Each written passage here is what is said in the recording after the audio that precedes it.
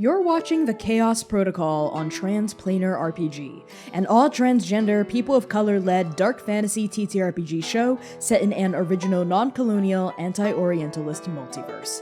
If you like what you see, please consider pledging to our Patreon to support the show and get access to a patron-only after-show, early podcast episodes, GM notes, character sheets, and even the chance for your tabletop OC to cameo in our series. Thank you so much for watching, and enjoy. The Chaos Protocol is a dark fantasy series that may contain content that is triggering for some viewers. Content warnings for this episode may include death of loved ones, grief, romance, flirting, complex and complicated relationships, monsters, monstrosity, curses, poison, blizzards, snow, falling, fantasy violence, descriptions of food, and references to loss of children and claustrophobia. Arc 1 Interlude. The First Mission, Part 2. The iron woods that encircle Petrus Mall are like the teeth of some ancient monster, bristling with thick clods of snow that rest on thin branches. At first, they seem almost peaceful, a memory suspended in pure white amber. But as we push in on these woods, we become aware of the howling gales that surround us, the biting chill of the cold, and the thick, thick layers of snow that go down deeper than the eye might betray. We push in on our stalwart monster care specialists, Lumira, Zynon, Sayer, Singh, and Medea, who leads the pack. Your footprints trudge through freshly packed snow, and as you leave the outskirts of Petrus Mall, it is as you have been warned. The blizzard grows more furious. Every single step you take out of the village, the snowstorm seems to thicken. It seems to punish you for leaving the warm hearth fires of Petrus Mall. And within mere moments, even the tallest, most proudly carved log cabins vanish under a sheet of blinding white downfall. Medea, you're tall, built like a truck, strong, used to weathering the cold, but even you know that every single day that passes, the storm gets worse. At first, the snow surrounding Petrus Mall only went up to your ankles, and then your knees. Now you're slogging through thigh-high downfalls of flurry, pure white flurries, even though you're barely a quarter of a mile outside the perimeter of Petrus Mall. How do you lead your newfound allies to the outskirts of safely charted territory? At the beginning of this trek, Medea had mindfully placed their steps in a much shorter gait than would be normal for them. And anyone who is a survivalist would know that this is to help the people that follows behind. Medea looks back and says, if you're struggling, you can follow in my footsteps. It makes it a little easier once the snow packs. But as this has gone on and on, the effort becomes a necessity, and at some point, it gets so high that it doesn't even matter anymore. And Medea is trying to push the snow aside, trying to make a path, and stops to look back and say, I think I'm going to need some help. Perhaps single file is not going to really work at this point. Sayer has quietly... He's a very silent man, you notice with him. He carries himself with the gait of someone who has been trained to track. And he is a very good listener. And as soon as you've begun earlier on to pave the path within the snow, Sayer is behind you, steadfast, and patting down the snow so that the path is easier for his companions who are maybe not as built as the both of us are. And upon hearing that, he steps up right next to you. His bright blue, boyish eyes regard yours, and he just says, I could take the front with you, ma'am. If we can pave a wider path that might make it easier, then we can walk two, and Lumiere and Sing honestly do not take up much space. They can walk right by Sinan. It'll be slower, but the worst thing would be if we fall. The snowbank collapses underneath us. I'll make sure to pad bottom. At least it'll buy us time if that does happen. Thank you for your help. Yes, ma'am. Least I can do. Medea and or Sayer, I would like one of you to follow the trail. That is a diagnosis move. So in Monster Care Squad, play is broken up into 3 phases. We're now entering the first, which is the diagnosis phase, when our specialists are trying to figure out exactly what the heck is wrong with the monster that they are trying to help. So when you follow clues, tracks, or hunches in search of something hidden or obscured, roll plus acuity. So either of you, what are your acuity particular skill? 1. Okay, so there's a 1 for Medea.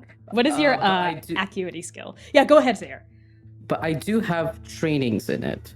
I do have training and tracking, so that would give me a +1 to the roll. And Connie, I have a specialty. I have a specialty that I can hear and see omens if they are present.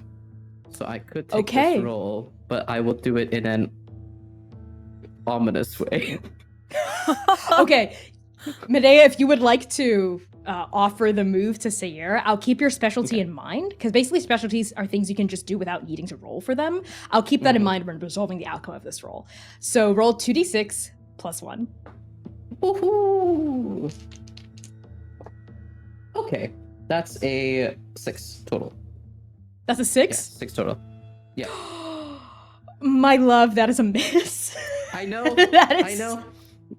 This makes sense. That is just a miss.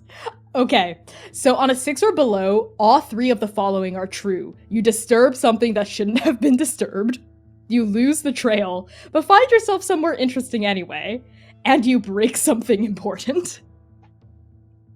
Furthermore, on a failure, I'm going to fill one of the diagnosis clock wedges, which is how we progress through this phase, as a failure. And for the sake of pacing, there are only 2 wedges on this clock.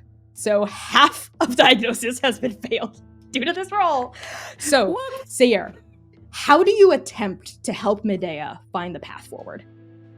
I think what happens is, this is Sayer's first time in the field.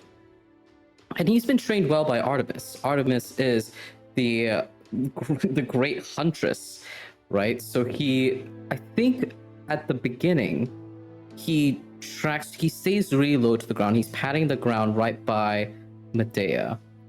But this is Sayer's first time in a real scenario.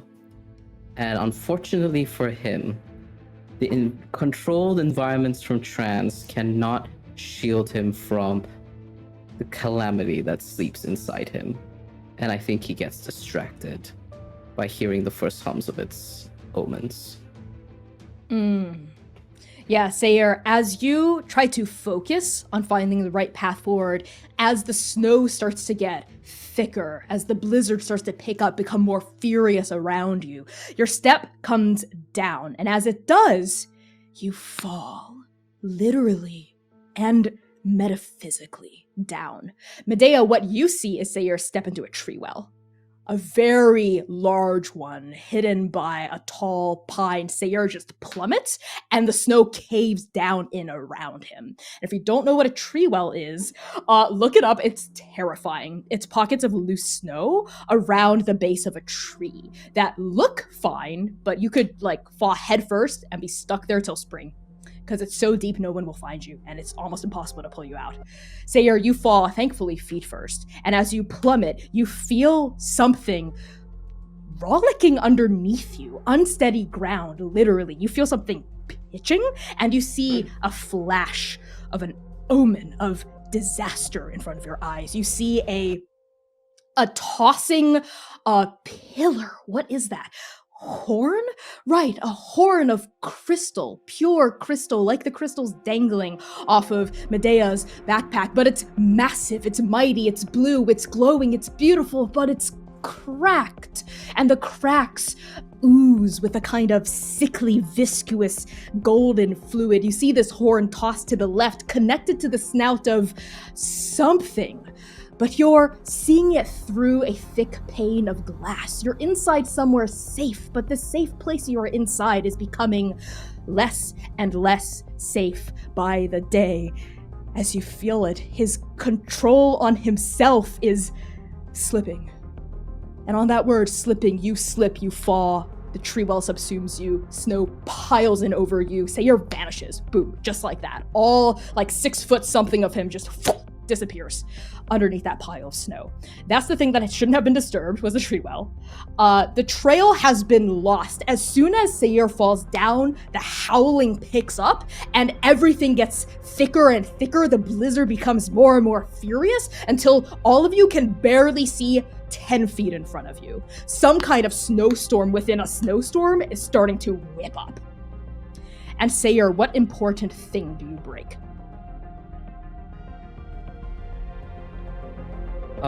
Sayer breaks the handles of one of his crescent blades. I think in trying to steady himself, it like cracks underneath him, and he realizes that that's happening, and he lets go to prevent the pressure from completely snapping it. And as he grinds to a halt in the bottom of this, and finally returns back to the snow and away from the gold, and realizes the snow that's packing all around him, covering him deep inside the swell. This is exactly what Medea had feared would happen and why they had slowed down. Medea will turn around to the others. Don't panic. The last thing you need to do is panic. Zynon is cool as a cucumber as he looks around, and Connie, I would like to do 2 things. It's one thing, really. So I have a move that says I always know the way, but I would like to combine it with one of my specialties. Okay.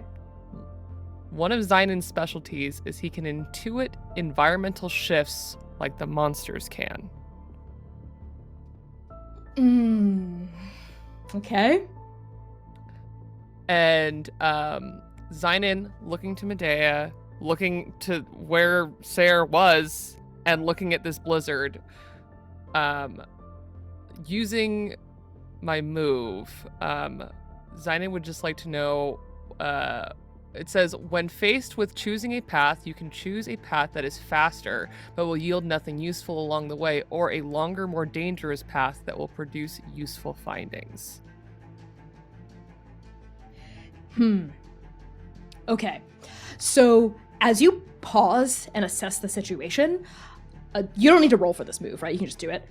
Just do it. You cast your gaze downward at Sayer, and you realize you see a glimmer of something amidst the snow that's piled onto him. It's not just a tree well, it's the opening to some sort of underground cavern system. And we pan down past these thick layers of snow to see Sayer. You've bumped your ass against the ground. You have fallen onto something hard through this tree well, and as you open your eyes and pick yourself up, you see that you're at the mouth of a tunnel with walls jutting out with crystal, glowing luminescent crystal, pockets of all different colors. And you remember what Medea said, that there was a crystal grotto somewhere here that this village was also known for. The tunnel stretches in deeper and curves out of sight. And Zynon, something in your gut, right, something instinctual like the monsters of Aldamura has, tells you that if you go down into the twisting caverns underneath the snowstorm, it's longer, it's winding, more dangerous, but you'll find useful stuff on your way to Poca Poca. If you take the above ground route, it'll be faster, it'll be a more direct shot to find the monster that takes those who are lost, but you'll find less interesting things on the way. It's just snow. The snow has buried everything that might be of note. Shall we see what Sayer has found down there? Sayer, you alright? I'm alright. There's some underground tunnels underneath here. Right. I think that's as any good as any. Help me dig them out. Actually, I think we might do better to follow them. Can you move? You see the snow shifting a little bit, and Sayer pulls. You see like the dark fingers peering up underneath the snow, shoveling off of him. He's still covered in snow, but he's shoveling all of this off of him. And he's beginning to like tunnel out like a tiny little circle around him so that you all can begin descending. Oh, Sayer, that's a little inefficient. Folks, stand back. This is something I've been wanting to try. Let's see if it works. Sing steps forward and draws what at first appears to be a staff of some kind. It's a glowing pink staff. And at the top of it is kind of like a gem, a pure pink crystal gem. And she points the staff down and starts drawing a circle around it, and heat starts to emanate from the gem and melt the snow in a circle around Sayer, turning it almost instantaneously to water. A big gout of steam erupts upward like a hot spring geyser, and Sayer, you are flooded with warm water that melts and flushes into the tunnel. Sayer's drenched head to toe. You good down there, Sayer? You're very welcome. All right, come on here. And he like holds a hand out to Sing. Sing takes her hand and like jumps down. She like floats down almost, her cape fluttering around her like wings, and touches down gracefully. Lumira has her hand on her hip and is just like, this cheeky little shit. You could have did that from the beginning. But you made him wait. Totally. No, I didn't make him wait. I wanted Sayer to do his thing, you know? We've been trying combo moves, but they're much stronger if we're also strong on our own. You see immediately Medea begins to fuss into their backpack to try to pull something out. They pull a blanket out, and they look to Lumira and say, "It's very, very bad for people to get wet in the cold. It will only intensify the chill." That is true. Is there any more blankets? You should try to stay warm as I will best be you all can. right. I think we should give this to your companion. And she'll offer the blanket that she pulled out. Thank you, ma'am. And Sayer like quietly thanks you. Kind of quickly brings the blanket over him just to like quickly dab himself so that he's drier. And I think he ends up having to like remove the leather wraps that he has around his hands, because that and water, bad idea. And you begin to see that golden sheen up his arm, up to his fingertips. And he just takes it off and he ties it to his waist, I guess. He looks confused for a moment, but he ties it up to his waist. Medea's That'll do. eyes follow the lines of the gold that traces your skin. Do you know about the false gold? Only a little. What? The false gold, it is a type of curse, an affliction on some of the monsters that we know and see. There's suspicion that Poka Poka is one of those that have been cursed by the false gold.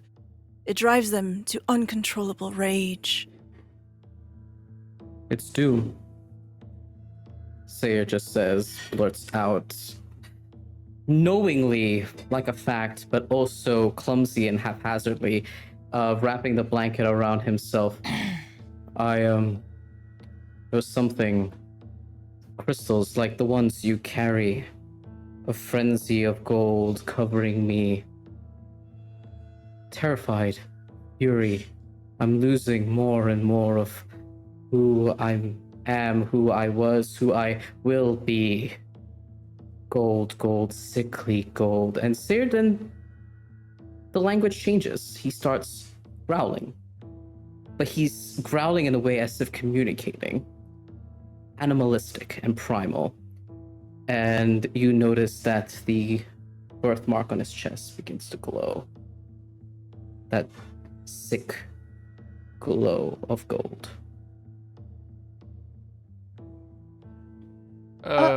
Do you do this all the Sing. time? Yeah, Sayer, my brother, has intuitions sometimes about bad things that might happen. It's useful, I promise. It doesn't invite it. He just sees it. So whatever you've seen, Sayer, do you think that's where Poca Poca is? Surrounded by crystals, like the one that you carry, ma'am. They can be found all throughout the grotto. One of them shatters.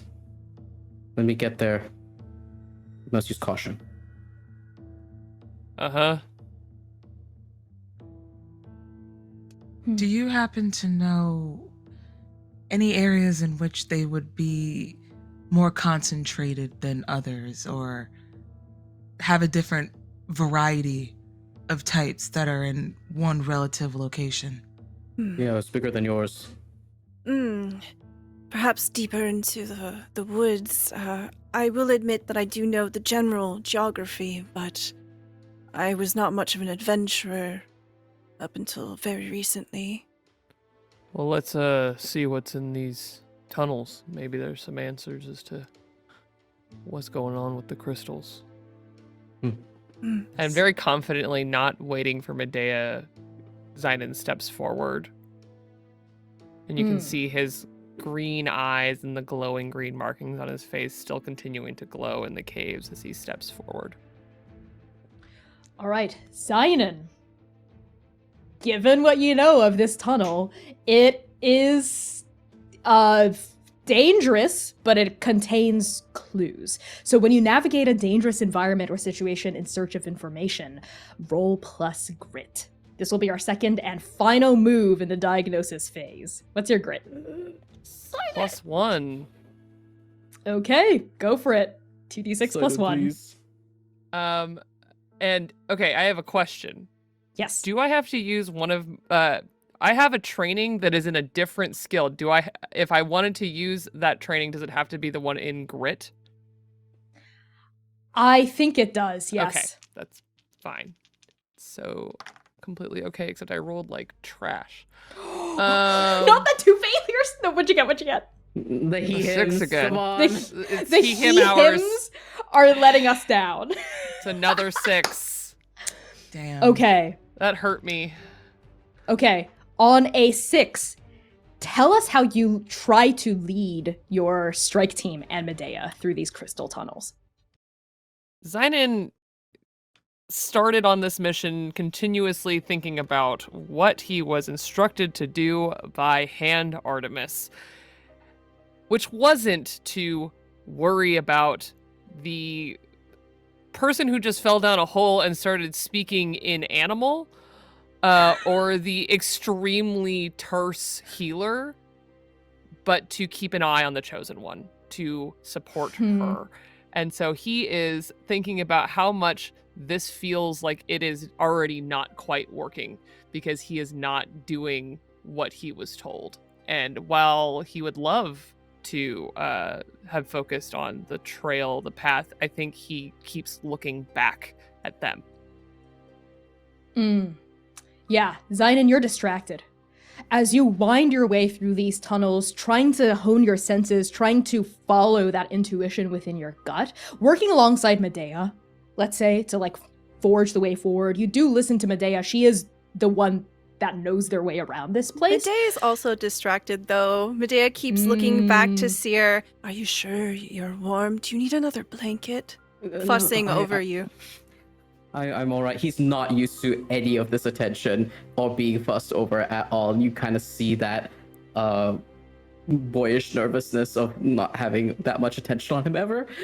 And Zynon is almost doing the opposite. He is ignoring Seer. He is doing his very best to ignore what is going on there. Yeah. So both of your pathfinders are distracted. So it comes as no huge surprise when both of them stumble into a larger chamber that these winding tunnels open up into. And Zainin, finally your distraction catches in your throat as you see dust filling this chamber. So much of it, flurries of dust coming down, sweeping past your eyes, past your nose. You blink and you realize it's snow. It's powdered light snow, but for a second it felt much too familiar. This is a vast chamber, coated with a thin pebbling of snow, coming down through cracks in the ceiling, cracks that thin plates of light struggle through, fingers of light shining down, trying to wrench their way through. And inside this chamber is what looks like the aftermath of Demolition gone wrong.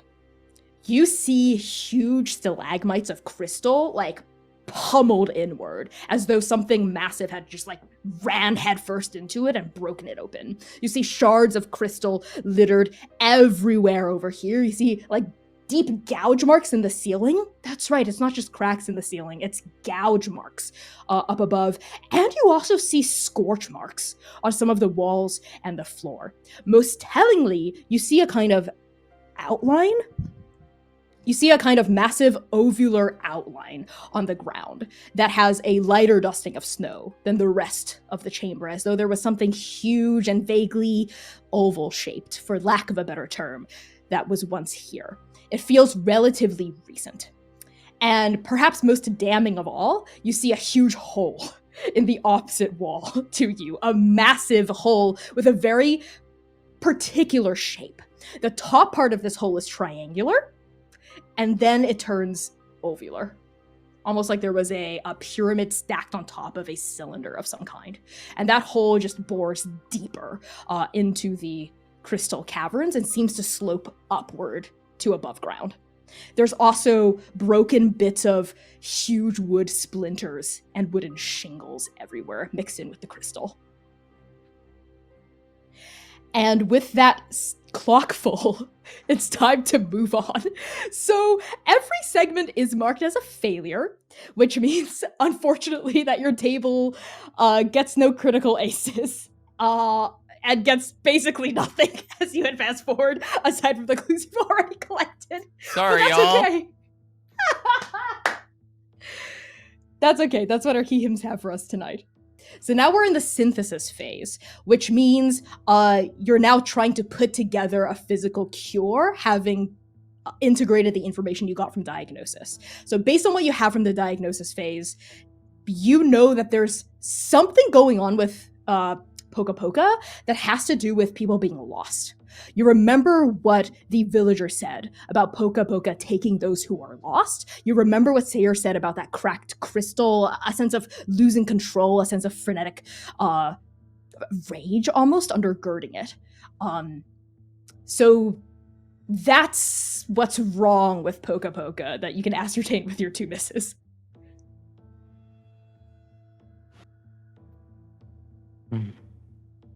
Keep the blanket up over your shoulders and over your antlers, Sayer. I know, I just wanted to get a better look at this. And he like drapes it, and you see the blanket draping over his antlers as he holds onto it, because now he has two folks that are standing either end of him, telling him to keep warm and stay dry. And he just kind of like looks around at all of this damage, and his pupil widens a little bit. You can see that Medea's eyes have gotten larger. You can visibly see on her face that her heart has dropped as she is surveying the area. This is not good. You familiar with these caverns? No, I am not, but I can tell you what that means. And she points to the hole. That is undoubtedly the silhouette of who we are trying to find. So They you're are. familiar. I've seen them. I've had people that have taken shelter in their previous sanctuary come visit me. I used to be an apothecary. Hmm. Interesting. Someone who knows herbal medicines. That'll be useful. I couldn't help but see earlier when you were putting things into your bag, you had a herb, something that smelled very distinct, something like nillyweed. Was that? Yes. Medea will shrug off the backpack and kneel down, open it up, and reveals the rations, the utensils, the single book, and then, as well as the herbs, begins to pull them out and display them for you. These are medicinal in quality. I could make do with that. Her eyes absolutely glance over to the cover of the book that was put down.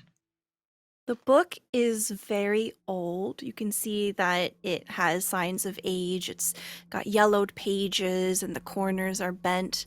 And on the front, it says Monster Care Squad Specialist 101.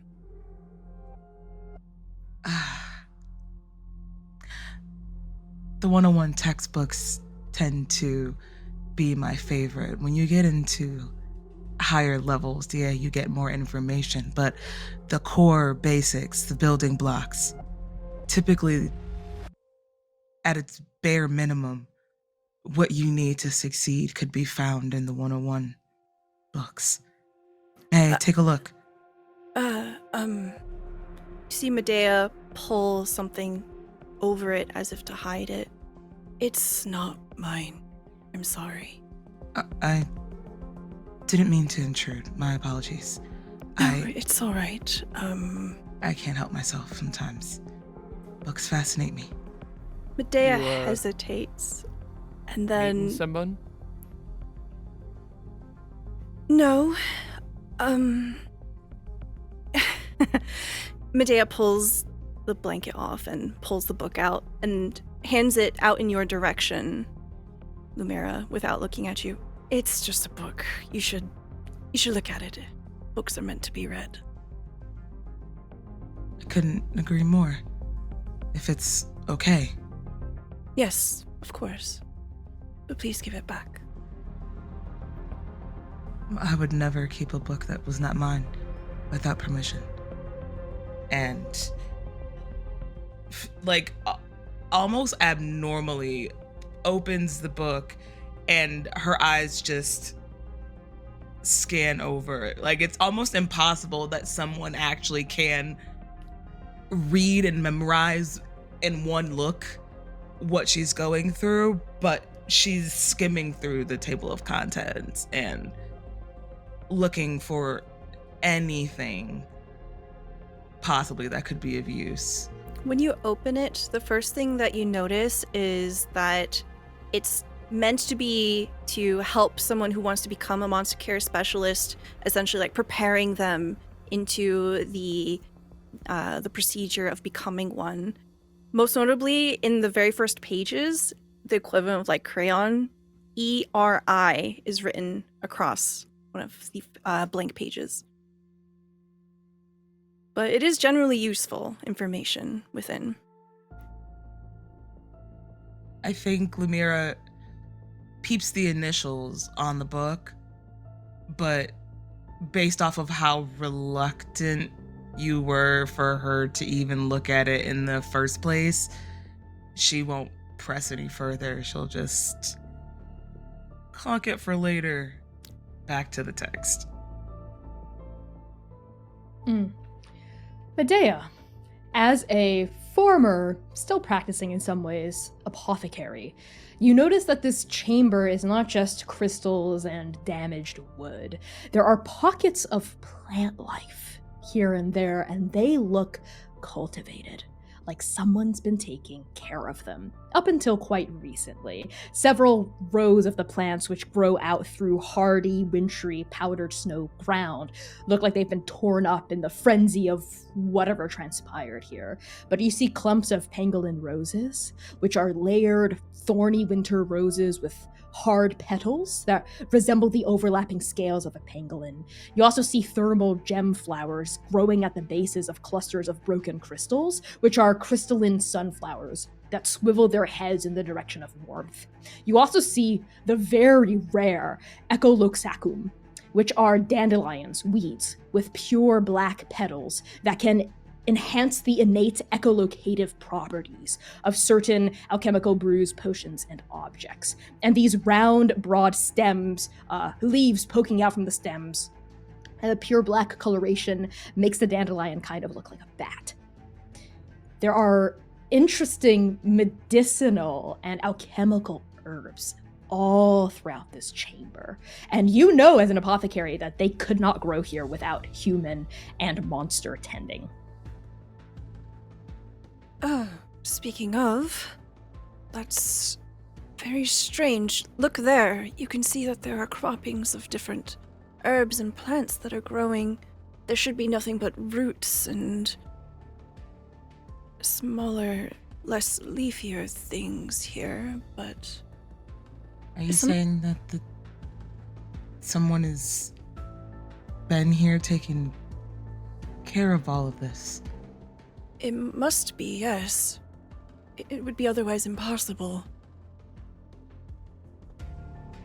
I thought you said that Poka Poka was dangerous. Well, no one's really seen them.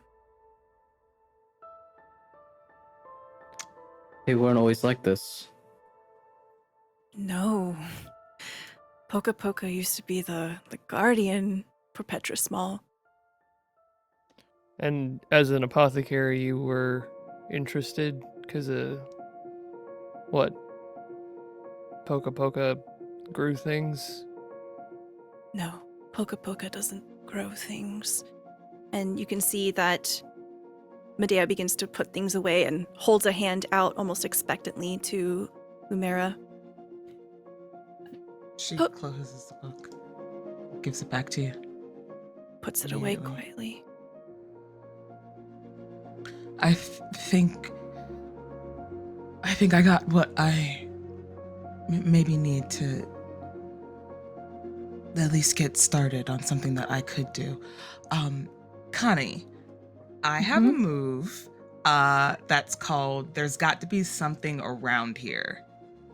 Okay. That essentially lets me look for things that could be useful. Supplies is what it's referencing to in general. Just by looking out around in the area. Do you need to roll for it? Yes, I have to roll grit. Go for it. Let me see if I have a specialty that helps. Please roll well. Please.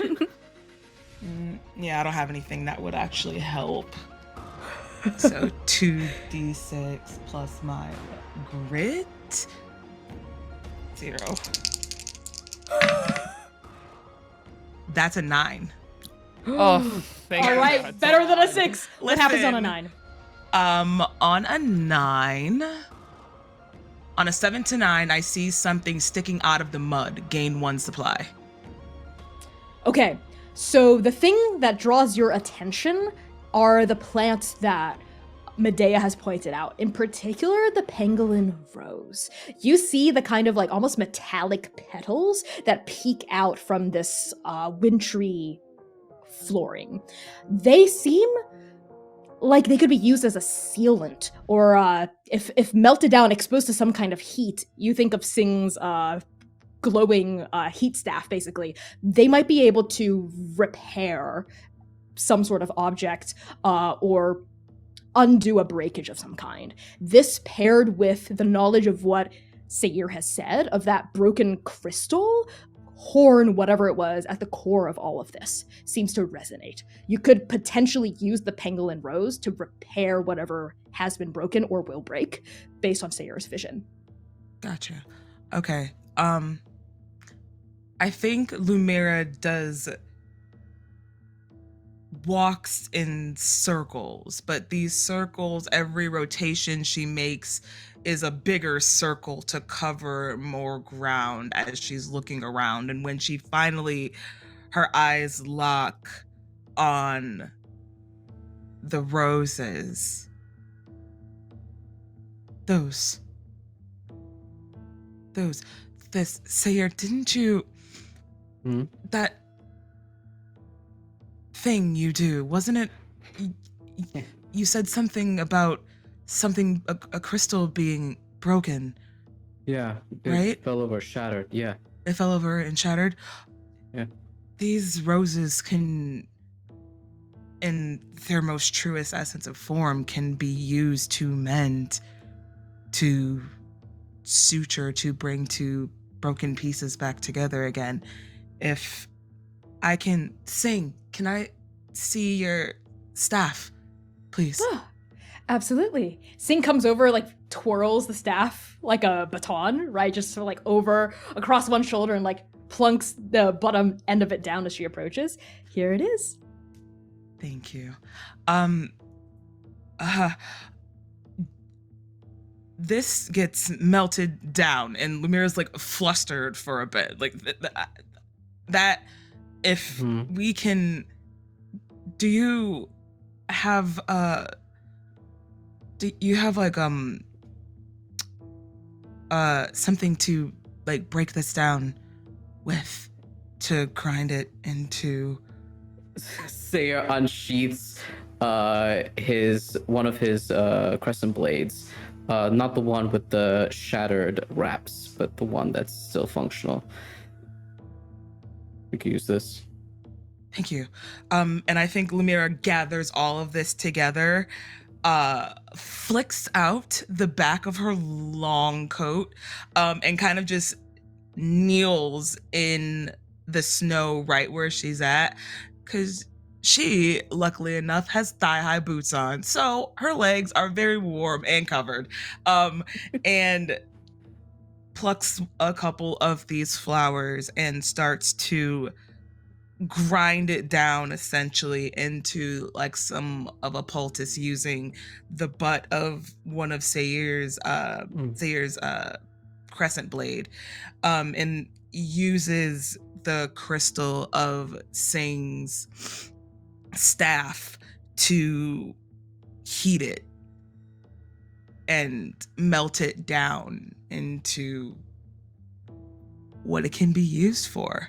And of course, our girl has a vial, keeps continuous vials on her deep inside of her robes, and just starts to scrape the remainders of what she just created into the vial to use for when we do get in contact with it. Medea, as you watch Sing Sayer and Lumira work together to grind this alchemical component down into a usable material, you see not this stranger, not this specialist that you've only met today, but Arie. A memory of Arie learning to grind flowers down with a mortar and pestle as you have taught them. We are inside a cozy log cabin. Your log cabin, Medea, your home. The home that you've lived in for generations in the heart of Petrus Mall. What artifact has been passed down from parent to parent that now adorns the center of this hearth?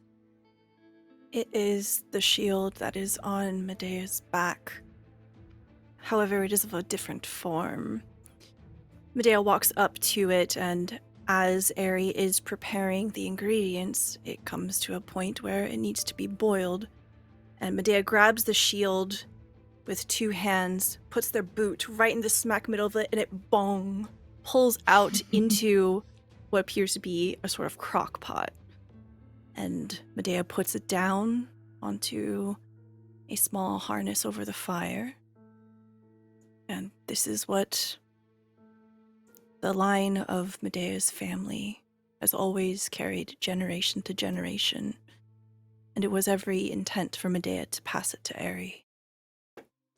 Yeah, Arie is putting the finishing touches on this ground up collection of flowers. And as they look up, we see a teenager, barely 14, 15 years likely, with a short kind of shaggy black hair that covers their eyes. But the pieces of their eyes we can see are this bright molten gold. They have the same kind of nose as their parent, a kind of like black, kind of wet, slightly upturned one, and periwinkle fur that peeks out from underneath winter clothes. As they look up, they look a little anxious, a little insistent. They've never been the most attentive student of the apothecary arts, even though they try. Their eyes have always looked out past the horizon toward adventures that beckon beyond. And that forlorn, longing gaze has only strengthened after the false gold struck 12 years ago, though they were only 3 or 4 when it happened. As they continue to grind, they say, a quick above the table question. How would they refer to you as a parent? They would call me Mom. Mom? Okay. Back at the game. Mom, I know that making all these poultices and stuff for the village is important, but don't you think we should be trying to give these poultices to Poka Poka? They seem like the one that's going to need it more than us. Yes, I think that is a very good idea, Arie. We do need to fill out the orders that we have first. But how about this? We'll stay up an extra hour every night and try to see if we can give some extra things. Okay. Yeah, I think I'd really like that. And you're gonna let me go out into the woods, right? So we can try to find Poka Poka? Give this to him? Medea doesn't say anything. Medea just looks over their shoulder with a very familiar look. Well, Grandma's always said that Poka Poka helped found our village, you know? When our ancestor got lost in the woods and then was rescued by Poka Poka, and then they became friends, and they didn't leave each other's side until, well, our ancestor died, but by then, Petrus Mall had sprung up around them, so what if Poka Poka needs our help now? What if Poka Poka's not taking people who are lost, but trying to do what they did back then? Trying to find friends or something? What if Poka Poka's hurt by the false gold and no one's out there to assist them like they've assisted our home for years? There are very many what ifs, Arie. You will have them your entire life. The important thing is to look at what you know now and what you can do about it. Do you think it's very reasonable for you to go out there without any information of what has happened? Any indication of where to go? The storm is only getting worse. I've been doing research, Mom. You know, when I go out to chop wood, I've been traveling a little farther than you say I should go, but I've been fine every time I've come back, right? What does that mean? What? Hope? What do you mean by that? Nothing. It's just, a couple feet, couple hundred feet in. Listen, there are more materials out there, more resources. We can't stay in this shrinking bubble forever. Arie, you are not ready. You cannot go. We have people in the village trying every day to do what they can. And every day the people in the village shrink. There are fewer and fewer people every day because they try to go out, they try to harvest resources, they don't come back. Something has to be done. What we're trying isn't working. What if you came with me, Mom? You're so much better of a survivalist than I am. You're the best apothecary Petrus Mall has ever known. If you came with me, I know we could find Petrus Mall. I know we could heal him together. We don't need to wait for a monster care squad to come to us. We can be the monster care squad. Look,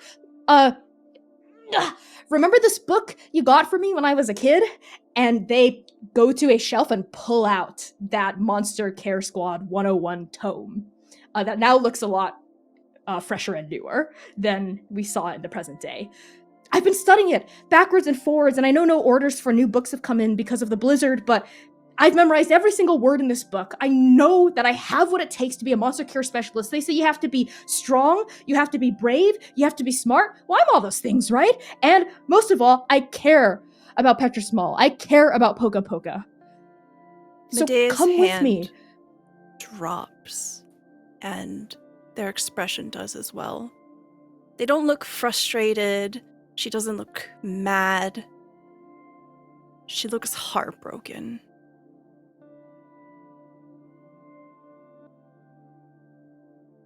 Give that to me. What? Now. What are you gonna do with it? I'm not You're going gonna to... confiscate it again? I'm just going to put it away for now. He's been giving you dangerous ideas, Arie. You're not ready. Danger. Not. That's not for you to decide. I'm not a kid anymore, Mom. Okay? I've been studying hard on the herbs. I think there's something wrong with his horn or something, his beacon. He just needs some help. You're right, Arie. But not from you. Not yet.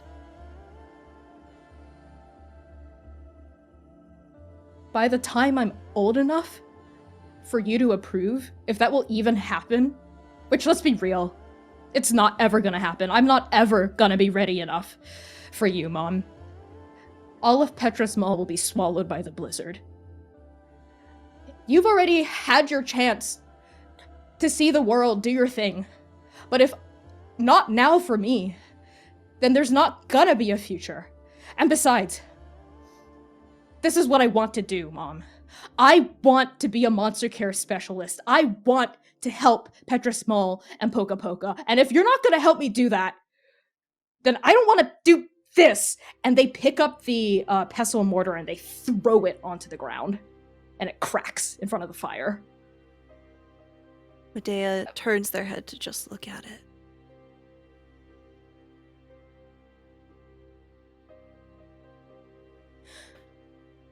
You know, all the stories that Grandma told about our ancestor and our family and working with Poka Poka, I thought we were heroes. I thought we were brave. But all I see in front of me is a coward. You need to add honey to the poultice. You'll find it on the cupboard upstairs. And Arie turns around, like runs up the stairs to their room, and you hear them just bang the door closed. And on that, yeah, go ahead. Medea slowly goes over to where the broken mortar and pestle is, picks it up, and just quietly goes about cleaning up the mess. As you sweep the remnants of the mortar and pestle into the dustpan, we pull out of this memory and hold back on your face. The last vestiges of this recollection swirling in your head. The morning after, the attempt at makeup soup, like you always do. The empty bedroom, the open window, the lack of a note. And Lumira, based on your success, we have marked the single wedge on the synthesis phase as a success. We're now ready to move on to the symbiosis phase. We're winning in game, but we're all dying emotionally right now. I'm devastated. At what cost? At what cost was this W, y'all?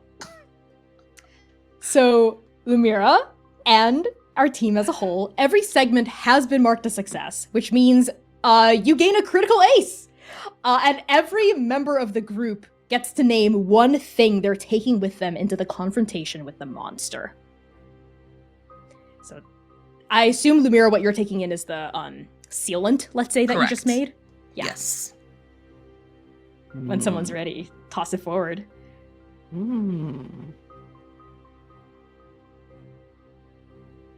I think Zynon is going to take with him like looking around the cave, an understanding of like the gate, the size, the shape of Poka Poka. So even though he's never seen them before, like he knows the like general scope of what they're going after. Correct. What you know, Zynon, is that Poka Poka is at least the size of a 3-story building. Jesus Cool. That's fuck. gonna be normal. Yeah. Thanks for that, Connie. Yep. What Medea will bring in is there is a very specific type of sweet potato root tuber thing that is loved by people of Petrus Mall and was maybe even a favorite snack of many monsters. Okay. Yeah. You're armed with delicious, tasty food. Okay. That's actually a very important thing to be armed with. What about you, Sayer? Sayer takes with him thick bark that's been fallen, trampled all over by assuming Poka Poka's rampage, and he takes them, and I think you all see him like use his teeth, tear it to like a thinner like strap, and he begins mending one of his crescent blades with them and tightens it in his mouth, and he swings it around. It'll seal the damage for now, prevent it from breaking any further. That's what he'll bring. Yeah, like an improvised hilt Yeah. into it. He's gonna get it from Artemis of No. Yes, I love it. Okay. What Sing's gonna bring is 2 things. 1, Sing has been crouched, knelt down on one knee, examining this area, pink eyes furrowed in concentration. She looks up and says, Medea, you've said that the people of Petrus Mall now think that Poka Poka is taking the villagers, right? That once Poka Poka protected Petrus Mall, but after, assumedly, the false gold happened, things flipped, right? Yes, that is as close to it as I could say, yeah. So would it stand to reason that the way to find Poka Poka would be to get lost? No. Zynon, trust me on this. I'm not quite sure about that. We've been trying to find Poka Poka for a few hours now. We can keep going through that hole and looking, but the blizzard's only going to get worse, right? And Sayer's still a little damp. I wouldn't want any of us to get hypothermia or fall into another tree well and keep walking around trying to find him. So if we genuinely got lost, he'd come to take us, right? As soon as Sing says that, Sayer feels the interdimensional like pull on our equipment, because fate gifts us the things that we need for our missions. And Sayer looks over to his satchel, like a tiny pack that he carries with him. And as usual, Sayer never checks until he feels it's deemed appropriate. And he opens up this pouch and he pulls out a fixture of wood. It is mangled and covered in thorn.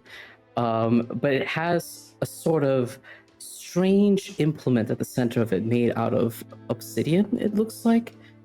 And he looks at it, and Connie, hearing my sister's idea, Sayer is going to prep one of his moves, which is Trap of the Curse. Once per session, I can set a strange trap. It looks like any other trap used for small game, but it emits the sound of an animal in distress. So we could reflavor it to make sounds of someone who sounds trapped or lost.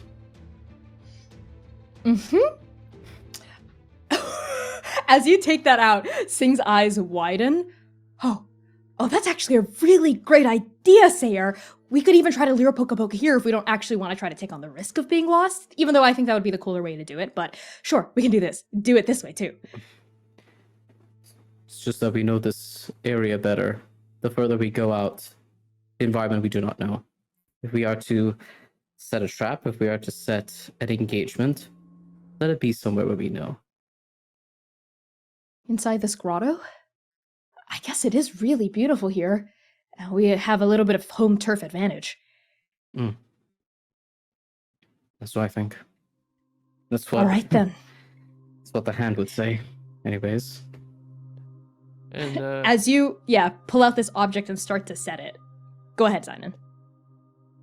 Zynon finally soaks all this in, and the worrying that he had been doing on the way through the cavern to get here kind of catches up to him. And when he was thinking about Sing before, he was picturing them as a kid.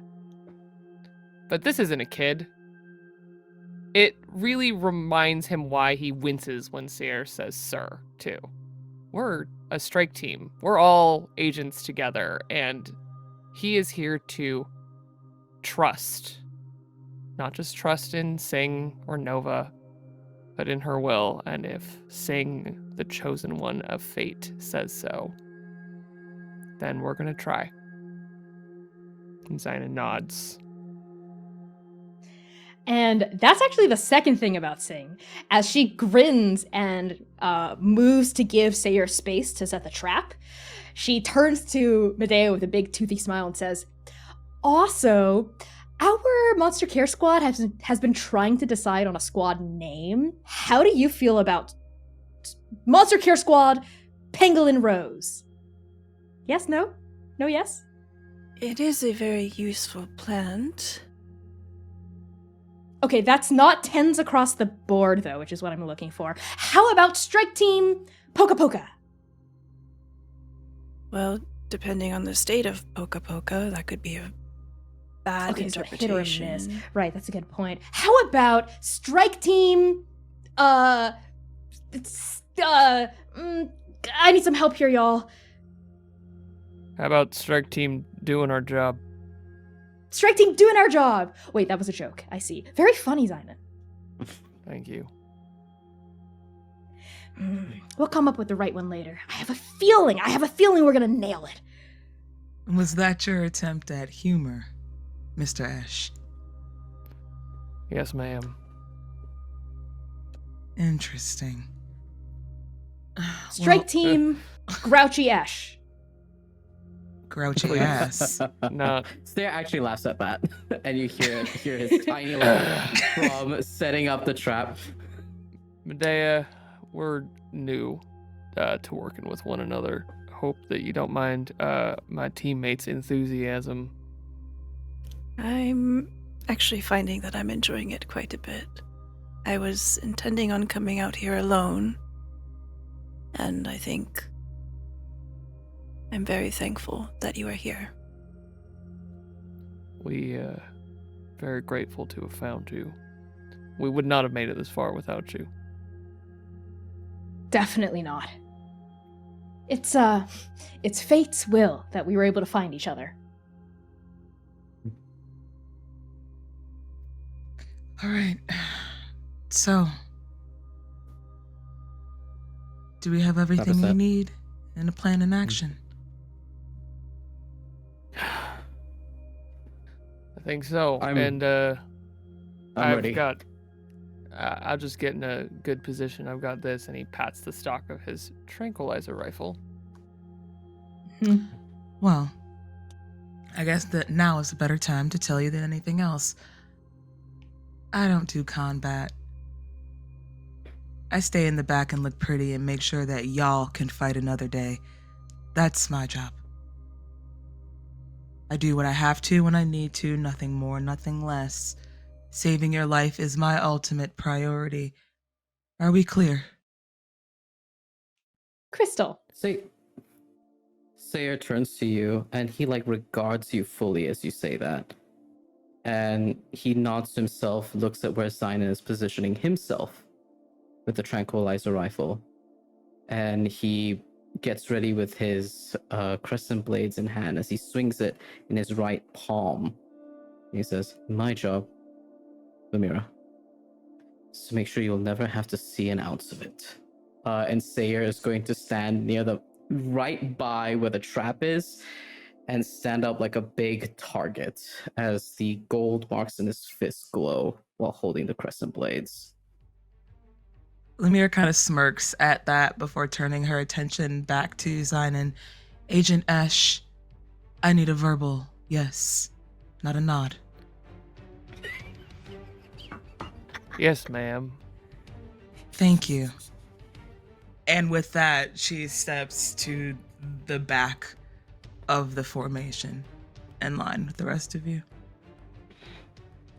Sing looks a little smitten at that. Like her mouth hangs slightly open and she, yes, right, of course. Yes, ma'am. Okay, fire that thing up, Sayer. Sayer bends down and he whispers with that weird animal language again. And then it starts growling.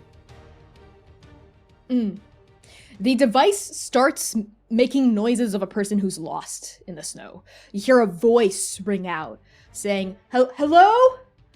Hello, is anyone there? I think I'm lost. Hello? And it kind of plays on a loop. Just a generic voice that could belong to anyone's sibling, anyone's parent, anyone's child, ringing out, filling the cavern. And all of you take up position around the trap, inside this cavern, looking around, on your toes, ears perked, eyes at the ready. A few minutes pass, and then all of you feel it. The entire cavern starts to tremble. The snow filtering through the gouges in the ceiling begins to thicken.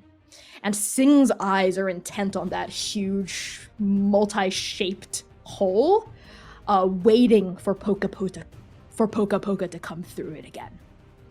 The shaking intensifies, until it feels like an earthquake.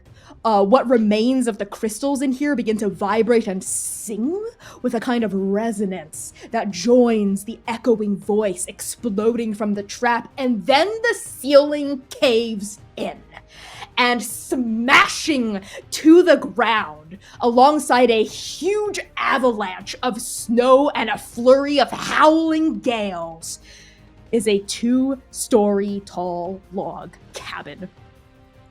A stone chimney at the very roof releases gouts of warm, dark smoke. The front porch is white with snow, and a bright, merry fire glows within, visible through the glazed white glass of the windows.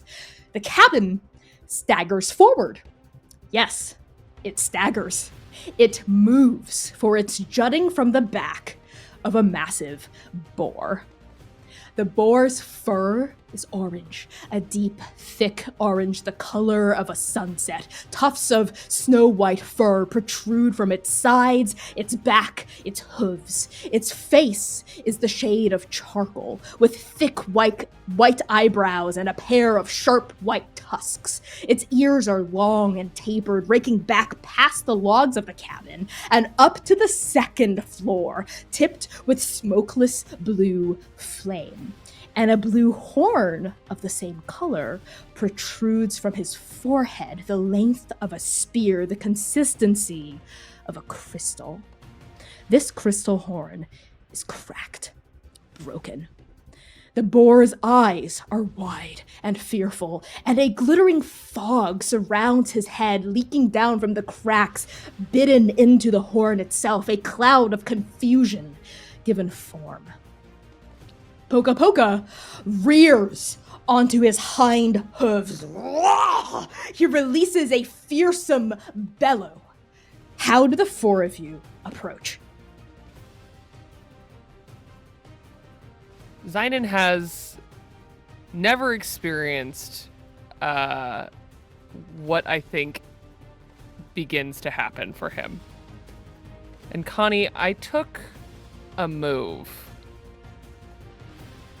A gift, if you will, of opened hidden eyes, and this gives him the ability, with a moment of focus, to focus your breathing. You can always see through illusions and magical glamours, and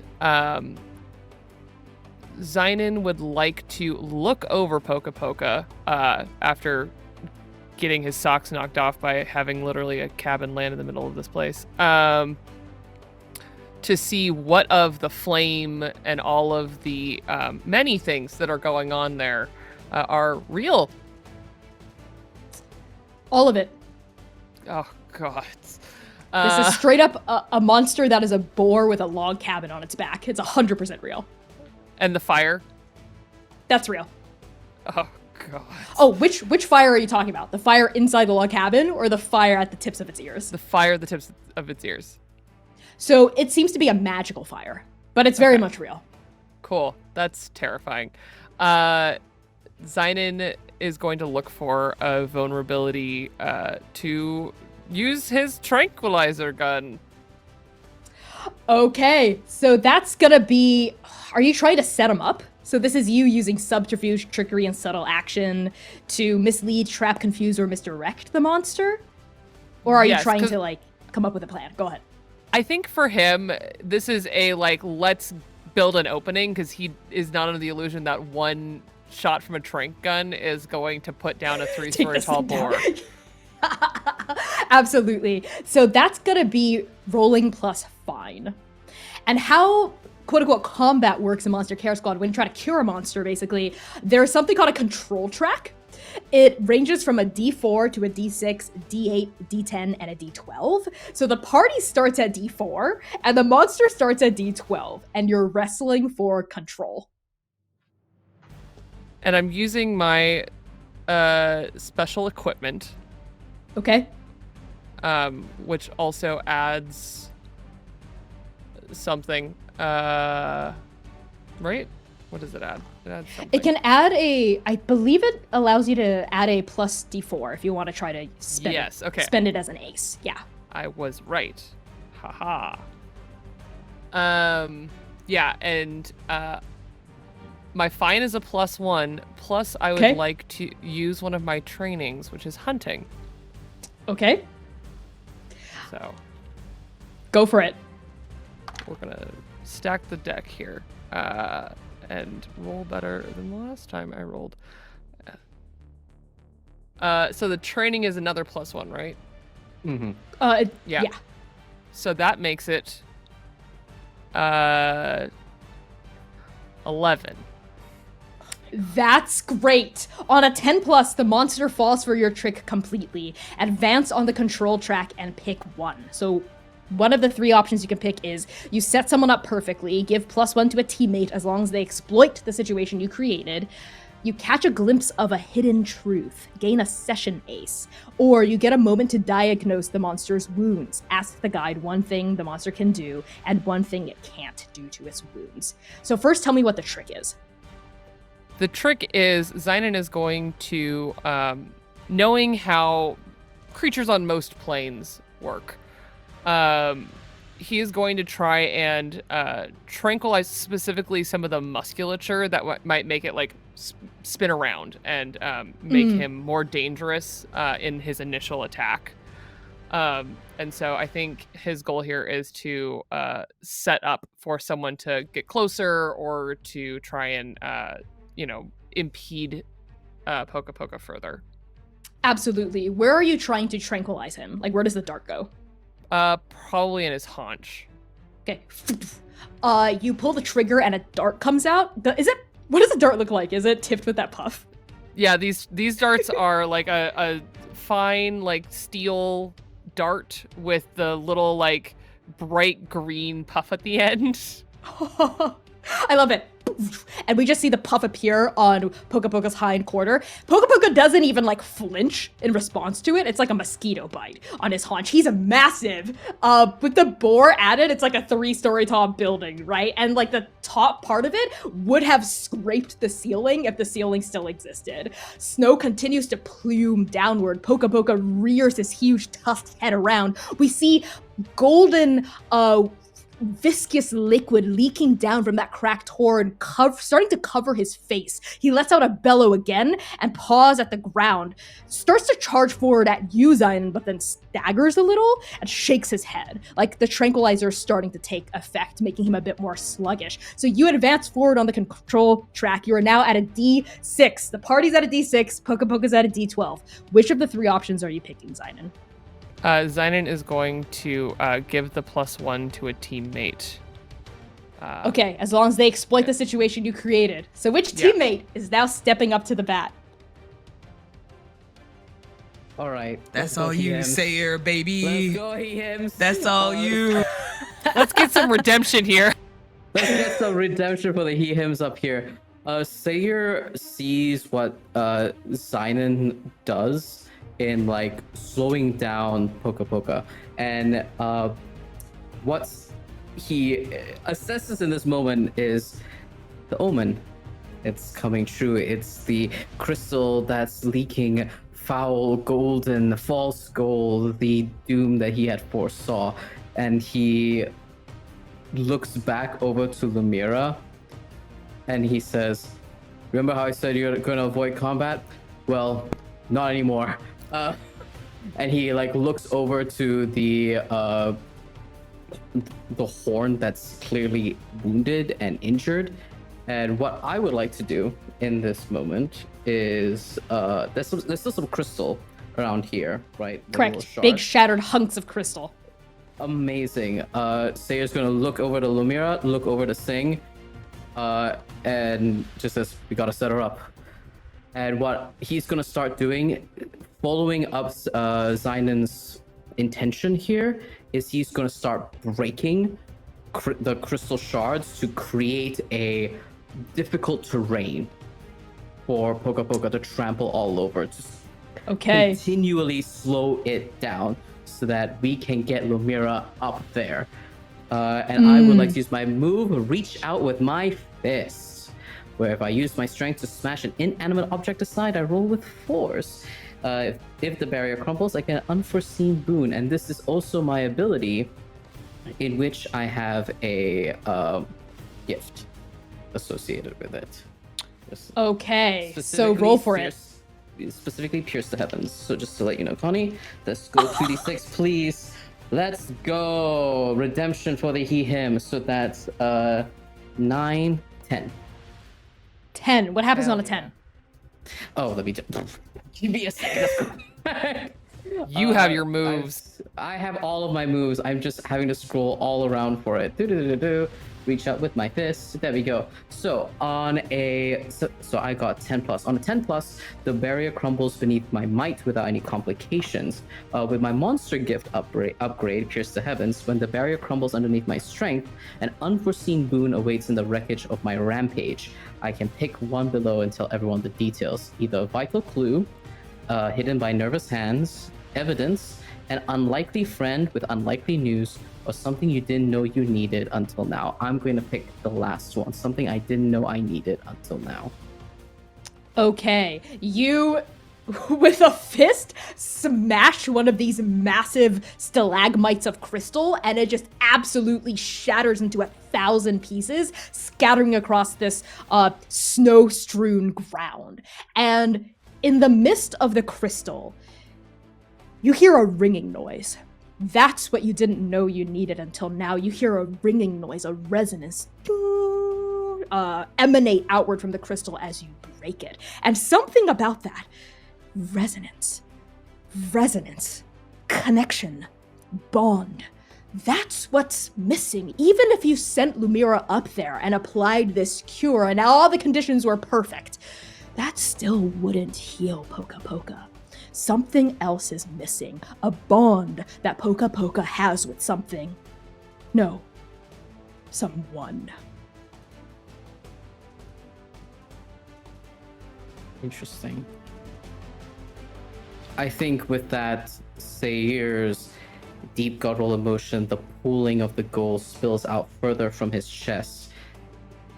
And he looks at Medea. You. Man, we need you.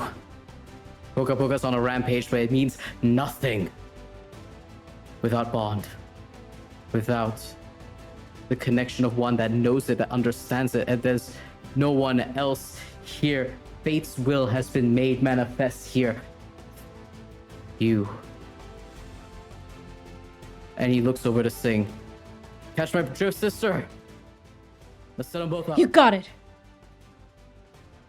And Medea, as Sayer's eyes catch on you, everyone, we've advanced one more up the control track, so we're now at a D8, and the monster is at a D12. We're getting close.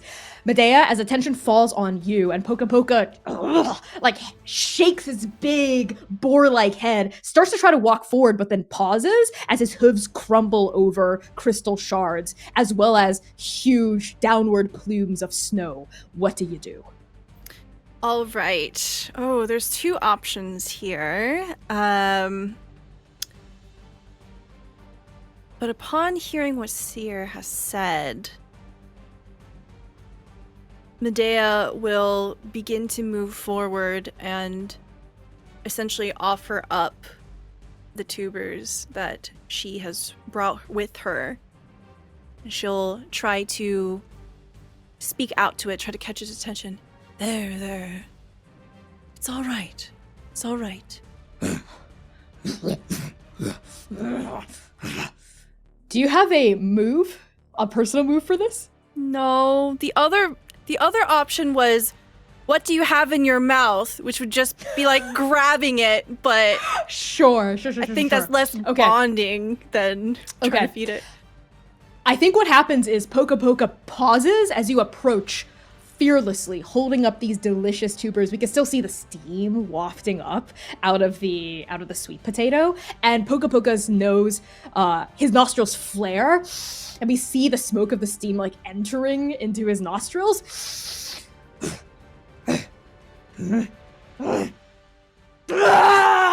Poka Poka lets out another huge bellow, rearing up onto his hind hooves, about to stomp down on you. Something about the sweet, delicious smell of a home-cooked meal almost seemed to get through to him, but then you saw the false good gold flare around his eyes and strike him with pain as soon as that pang of home resonated within his heart.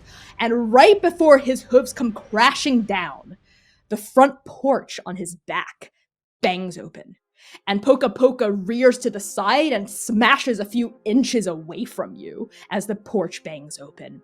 And warmth billows out from this cabin that is Poka Poka's back, and exploding out onto the threshold, bracing one hand against the door frame, is a young adult, 20-something, with long, shaggy black hair and eyes the color of molten gold. They wear a thick woolen sweater under plain brown overalls tucked into a pair of workers' boots, and a lumberjack's axe is strapped to their waist. Their noses bovine against periwinkle fur. Their ears are long, spotted, downturned, flattened currently against the sides of their face, and they squint down at this mayhem and fur as Poka Poka continues to rear, but they hold onto the doorframe like someone straddling a bucking bronco. They do not release their hold on this, and they shout out at all of you. What are you doing? It's not safe out here. You're agitating Poka Poka. Look, stop what you're doing. Let me try to calm him. Get inside. You won't be able to go home, but at least you'll be safe in here. And Medea, you recognize this person immediately. They were 15 when you last saw them. 15 when you had that blow-up argument. 15 when they ran away from home. Their hair is longer, their face is older, their frame taller and broader and stronger, but it's unmistakable. It's Arie, the child you've been looking for over 8 years. Medea says 8 years and drops all of the tubers that they have left. And they just stare. What do the 4 of you think you're doing? 5 of you, what? And then this person cuts themselves off as their eyes land upon Medea. Mom? Arie.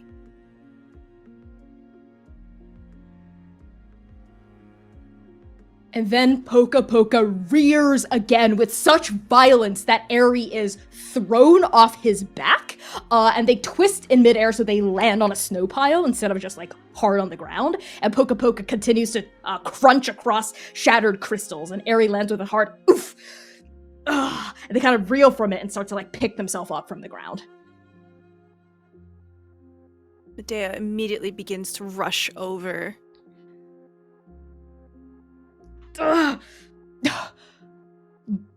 Mom, what are you? What? And they like fully straighten even as Poka Poka continues to rage beside them. What are you? What are you doing here? Arie. Why are you here? If you're here, that means you're lost too, and you... Why did you come after me? Arie.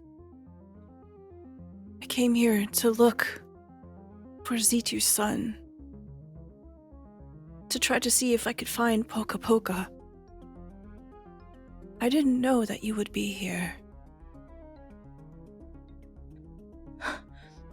So it wasn't me you were looking for?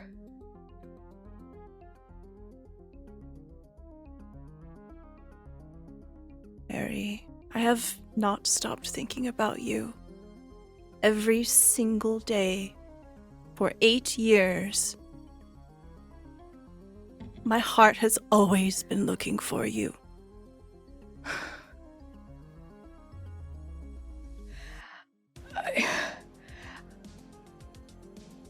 I wasn't expecting you to come and find me, Mom.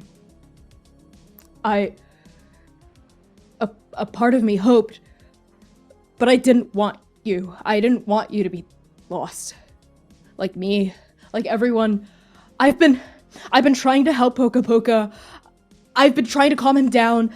I've been able to slow him down. I've been able to slow him from making this blizzard worse than it already is, but it's been getting worse. In recent days and recent weeks, it's getting worse. Nothing I've been trying has been working, but I have been helping him in little bits. I've even gotten him to stay down here, hunker down here, growing all kinds of plants to try and cure him, to heal him. Me and everyone else who's been lost. They're upstairs now, on the second floor. I always tell them to hunker down when he gets into his rages. Good. What should we do? How can we fix this? Just stay out of the way. I've been able to calm him every single time. I can do it now. Okay. And Arie turns around and starts to approach Poka Poka. But Medea, in your gut, something about this, even though this is the first time you've seen Poka Poka since the 12-year storm, you have a feeling this is different. It's like how Arie said, even they've been starting to lose their ability to calm Poka Poka in the midst of their false goal-struck rages. And as Arie approaches, like someone trying to calm down a bucking bronco, both hands raised, careful stance up, Arie approaches, broad shoulders, kind of hunkered up by their ears. Hey there, Poka Poka. It's okay, it's me. It's your friend Arie, remember? Yeah, okay, just calm down. We're gonna be okay. We can rebuild this place. And Poka Poka lets out another big trumpeting bellow and starts to toss his head with the huge tusks outward toward Arie. Hits Arie. Unless someone, especially Medea, would try to attempt to intercede this. Yeah, absolutely. Okay. So Medea would not try to stop Arie.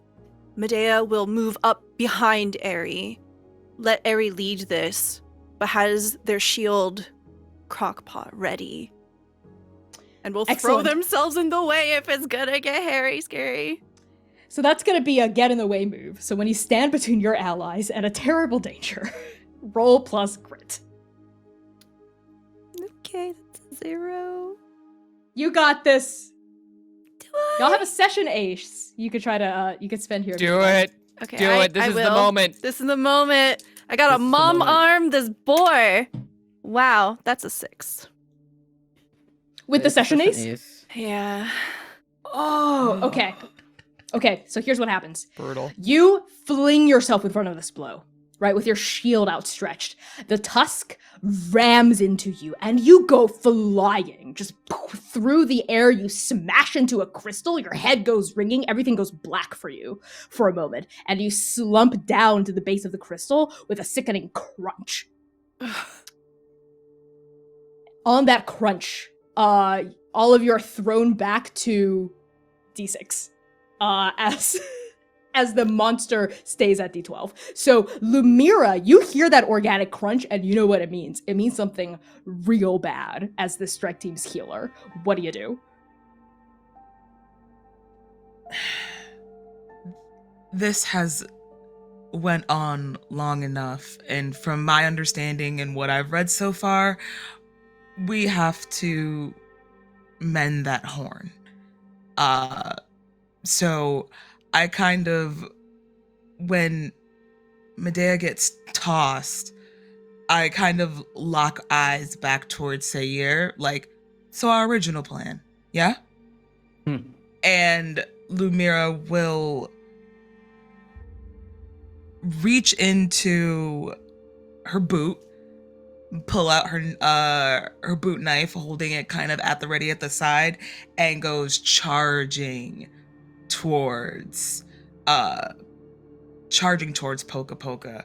The goal is to either jump up on wrap my legs like around the side of its neck or something, or like grab onto something that I can grab purchase onto after I like launch myself up to shimmy up the side.